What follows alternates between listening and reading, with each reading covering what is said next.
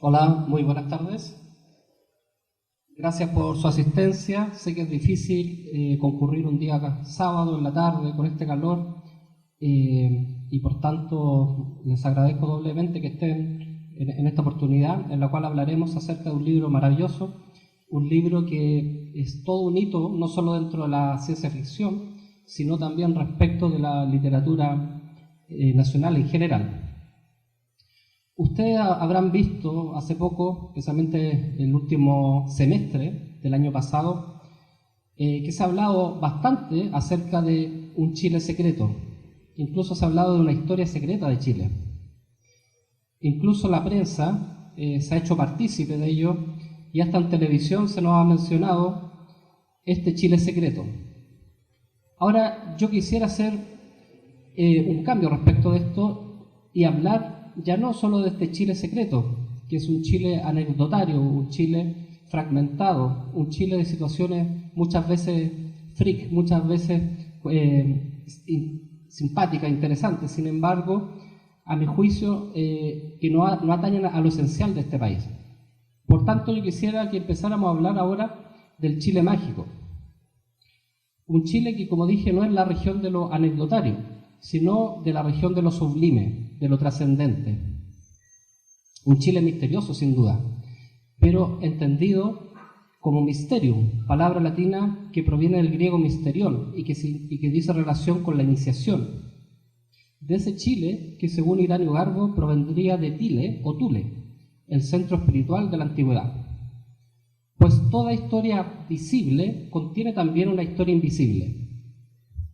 Una historia que incluso puede ser más importante que la historia cotidiana, la historia masiva, la historia observable. Hoy quiero, por tanto, hablar de manera muy sucinta, en virtud del tiempo, acerca de esta historia sagrada. Es muy posible que omita algunos autores, por cuanto la verdad es que son bastantes los autores nacionales que son partícipes de este hilo de Ariadna, de esta cadena mágica, de este cordón dorado. ¿Cuál es mi tesis, entonces? Para usar un término del escritor de ciencia ficción Hugo Correa, con el que llama una de sus novelas, existiría en la literatura nacional una corriente sumergida, una senda que ha corrido de forma paralela a la literatura oficial. Esta corriente, sin embargo, es la que da sentido y originalidad a la literatura chilena, pues indaga en el origen e interroga hacia el futuro. Hay una otra literatura, y eso es de lo que yo quiero hablar. Ahora bien, ¿por qué Francisco Miralles?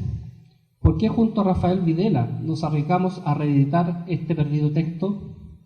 ¿Qué hay de importancia en este autor y en su libro que solo pocos estudiosos de ciencia ficción conocían?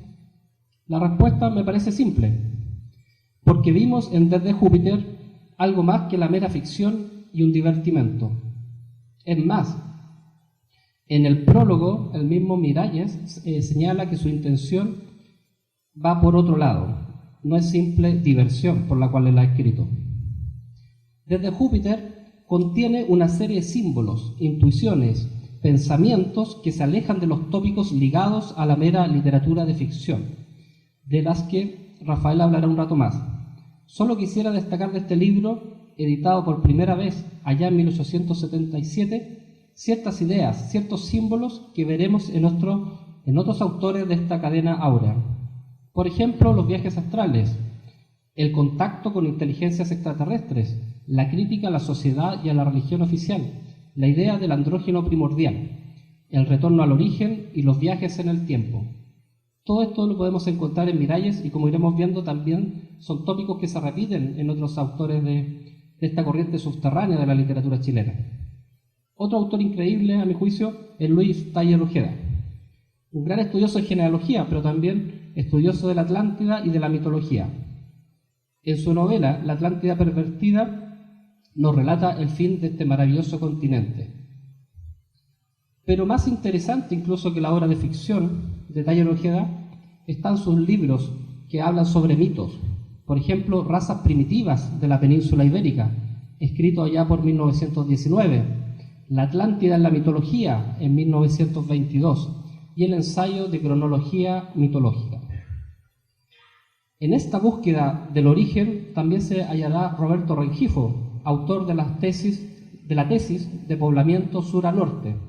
Es más, él postula el poblamiento sur a norte, pero que parte justamente en la Antártida. Y también, por cierto, el escritor Miguel Serrano. Otros escritores del Chile mágico son Augusto Dalmar y Pedro Prado. El primero fue amigo del escritor lituano Miloš, muy cercano al grupo del alquimista Fulcanelli. Serrano incluso dirá que si su obra encuentra algún paralelo en otro autor nacional, solamente sería en Augusto Dalmar, ¿ya? Por cuanto hay ciertos tópicos que se repiten. Por ejemplo, los viajes, lo onírico, los viajes astrales. Ahora, respecto de Pedro Prado, el autor de Alcino, donde él describe el viaje astral, podríamos hablar mucho. La obra de Pedro Prado es bastante interesante al respecto, y todo lo que dice relación con el grupo de los 10, verdadera sociedad artística y esotérica. Aquellos que puedan hacerlo, basta con que vayan a Santa Rosa, muy cerca de Alameda, para contemplar toda la iconología hermética que hay ahí. Bueno, Pedro Prado amó el Oriente, como también Augusto Dalmar, como Correa, como Serrano. Prado estaba muy preocupado por los orígenes nacionales y su aspecto sagrado. Por ello, su primer cuento se llamó La ciudad de los Césares, publicado en 1818 en la revista Juventud. También escribió La reina de Rapa Nui y un texto llamado Chile Imaginario. Y finalmente, Pedro Prado, como algo interesante de esta historia oculta, de esta historia sagrada de la literatura nacional, un poemario que se llama Lemuria. Esto lo escribió allá en 1924. Como vamos a ver, este interés por los continentes aparecidos es algo muy propio de esta corriente de autores nacionales, de estos escritores que indagan en el ser de Chile. También podemos mencionar al doctor Juan Marín, quien también fuera diplomático y un gran escritor, viajero, poeta vanguardista. Tiene bellos textos sobre la India, sobre el Egipto. También preocupado por el tema social y gran conocedor del hermetismo. Él cita mucho a Paracelso, también le interesa lo paranormal. Su libro, El secreto del doctor Balú, de 1936, es una compilación de relatos donde encontramos una serie de temas muy vanguardistas para el Chile de su época. Por cierto, Juan Aymar, un autor que ha sido reflotado en los últimos años, también gran amante de lo esotérico y la vanguardia. Les recomiendo especialmente su antología 10, cuentos de gran nivel esotérico. Otro autor ya relacionado con el surrealismo, con el grupo La Mandrágora, fue Enrique Gómez Correa.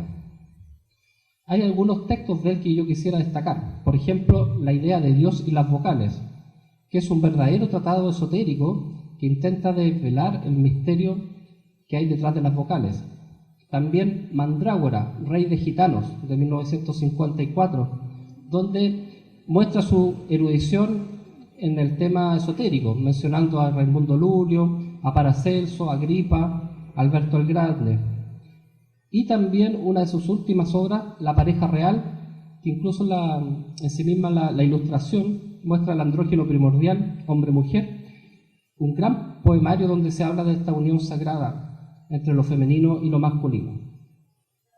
¿Cómo no olvidar también a Eduardo Anguita, especialmente su obra Venus en el Pudridero, donde nos habla de este matrimonio espiritual y donde él señala: tú eres mujer, tú eres hombre, eres el muchacho y también la doncella.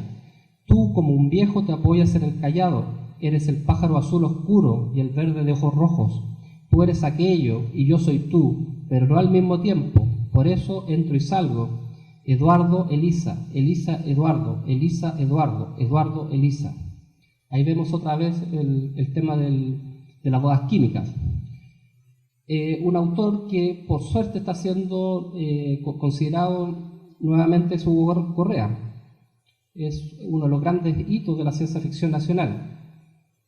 No estoy seguro si habrá leído el texto de Miralles, pero por ejemplo en su novela Los Altísimos hallamos ciertas resonancias de la obra del autor que estamos reseñando hoy día, ¿Qué hallamos en Hugo Correa? Crítica social y política en su obra Los Altísimos, también en El Nido de las Furias, el tema de los viajes espaciales, en su obra Alguien muere en el viento, el tema de Lucifer, que encontramos en su obra inédita, El Valle de Luzbel, que ha sido reeditado en 2015, Los ojos del diablo también, nuevamente nos habla de la figura del diablo y de Lucifer, el tema de la serpiente, en donde acecha la serpiente, su novela, y Lilith también, ¿ya? Son temas que Hugo Correa va trazando.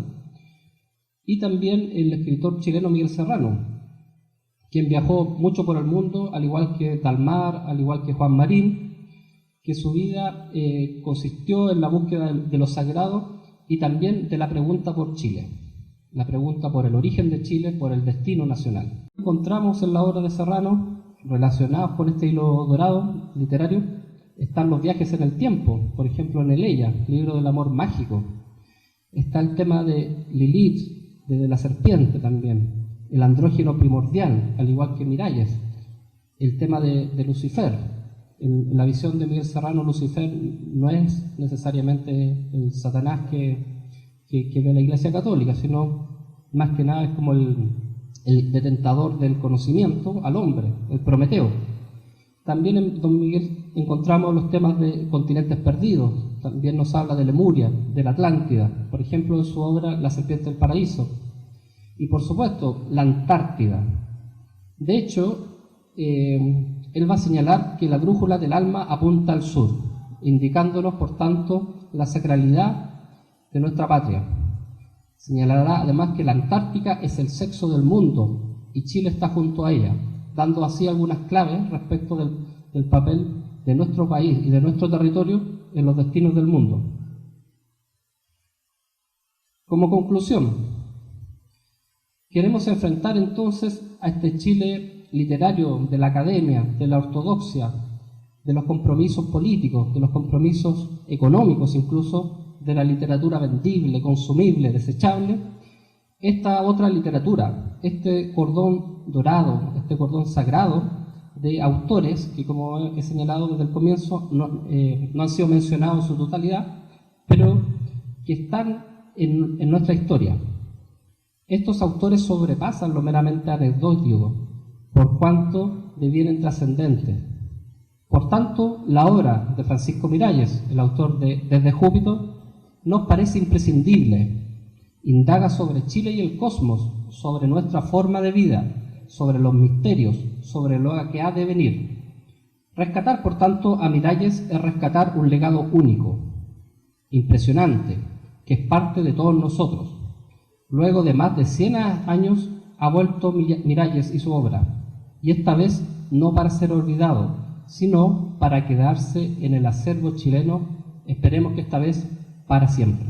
Muchas gracias.